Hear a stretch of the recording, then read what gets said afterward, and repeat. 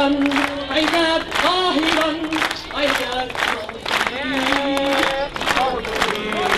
God bless Palestine!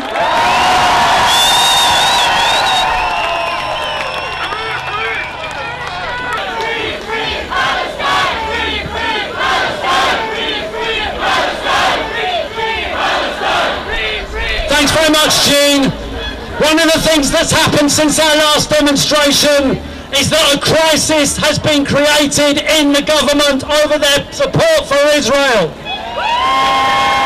We've had a cabinet minister resigning, we've had the Lib Dems demanding an end to the licence of arms sales, and for the first time we've had senior Labour people speaking out against what Israel is doing. But I tell you what, none of that would have happened if it hadn't been for the protests that we've been organising. This is all about people power. And one of the things they try to do is to divide us and to say that this is an anti-Jewish movement and that it's just narrow and sectional. Well, anyone who believes that should just look around them at the diversity of the people on today's demonstration. This is a demonstration that represents the overwhelming majority of the population in this country. And I'd like to announce, and I hope the media are listening today, that on the demonstration there is going to be a Jewish bloc against Zionism. Did you hear that, BBC? And my next speaker, I'm proud to introduce someone who's organised that Jewish bloc. His name is Barnaby Rain. He's a brilliant activist. He's a student. Give him a big round of applause. Barnaby Rain.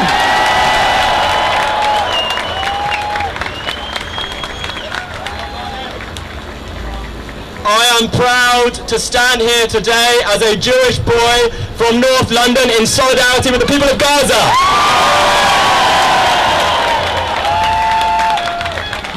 Make no mistake, the lesson of the Holocaust is not that we should close our eyes to other people's suffering in the name of self-protection. The lesson of the Holocaust is not that some lives are worth more than others or that only some deaths are worth grieving. The lesson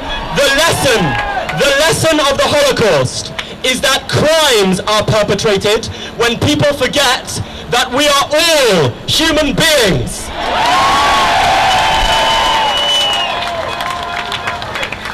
So I'm not here today in spite of Jewish history. I'm here today because of Jewish history. I'm here today because my great-grandparents knew what it meant to be excluded and to be the victims of racism. They knew what it meant to be booted out of their homes and turned into refugees. So I can never turn a blind eye to dispossession and discrimination, to occupation and marginalization wherever it takes place and whoever its victims are and whoever its perpetrators are.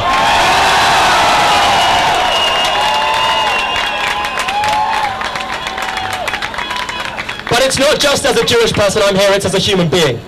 You know, we stand today outside the BBC. The BBC talks about a conflict in Gaza. A conflict that is grotesque.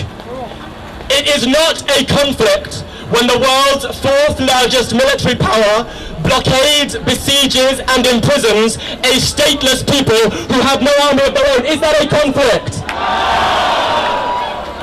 Is it a conflict?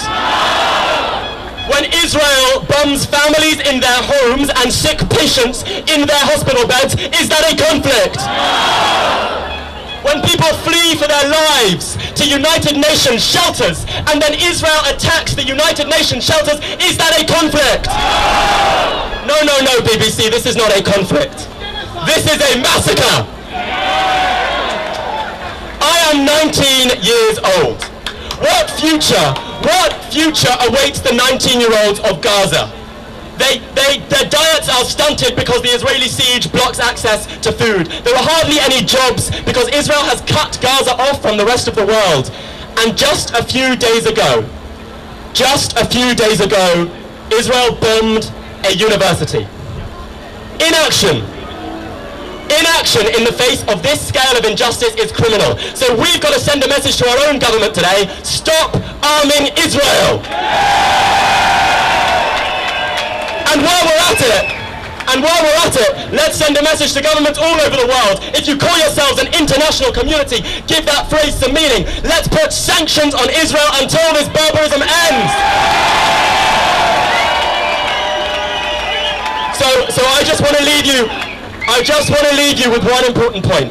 In the early 20th century, people all over the world from all backgrounds who stood with the oppressed might have declared, I too am a Jew.